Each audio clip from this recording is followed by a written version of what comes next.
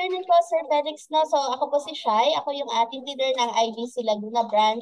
And may i-discuss lang po ako sa inyo about sa inyong application. Pero ano po ba yung huli mo na na-update sa inyo, sir? Ng inyong visa officer? Parang wala naman may kasi sabi po sa akin ng officer ko po, naka-lodge na daw po ako. Okay. Pero ayun, sir, na naka-receive po kasi tayo ng feedback na may kulang daw po sa ating document. So, yung document Yes, ma'am. Yes, ma'am.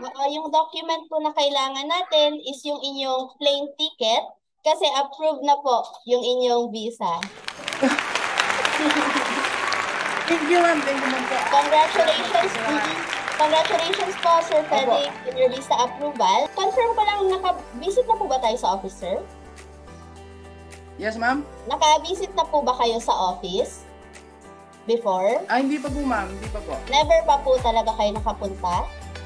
Yes, ma'am. Puro ano po ako, bahay lang po, tsaka online po. Email, okay. So, ayun, sir. Yes, since hindi kayo naka-visit sa office, never nyo na-meet yung inyong mga officers, kamusta naman po yung inyong naging experience kay IBC?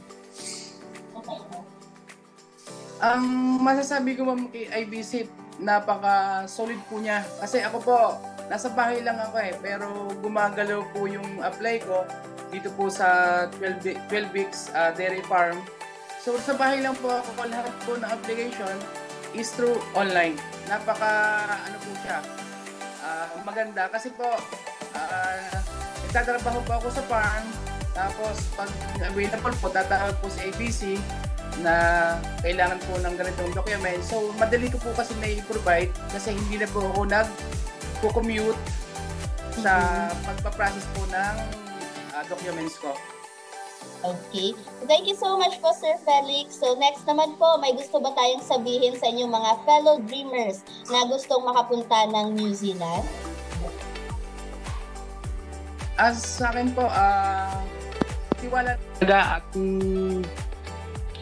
sa mga staff po, nakadulad po ng IBC, tiwala lang po, maghintay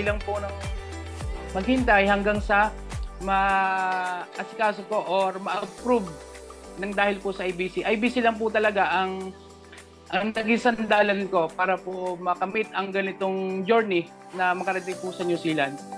Thank you so much po, Sir Felix. So last na po, ano po yung masasabi natin kay IBC and sa inyong mga mahal sa buhay po? Dun po sa IBC, lalo na po kay Ma'am Mikey, sa lahat po ng bumubuo ng Laguna Branch. Basta lahat po kay Ma'am Charity.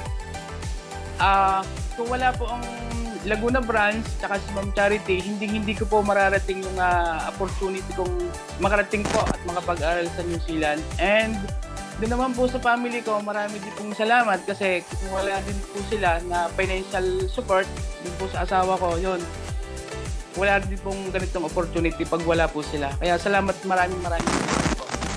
Alright, so ayan po, Sir Felix, thank you so much din po sa inyong tiwala kay IBC. So pwedeng-pwede na po kayo mag-book ng inyong plane ticket. Okay? So i-guide pa rin naman natin po kayo, sir, sa inyong Thank you po.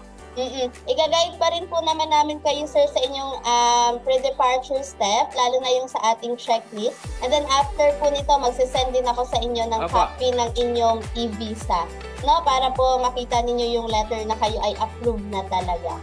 Ayan po, Sir Felix, again, on behalf of Ideal Visa Consultancy Family, congratulations po on your visa approval. Thank you, sir. Bye-bye po. Yes, ma'am. Salamat po. Salamat po, IBC. Salamat po.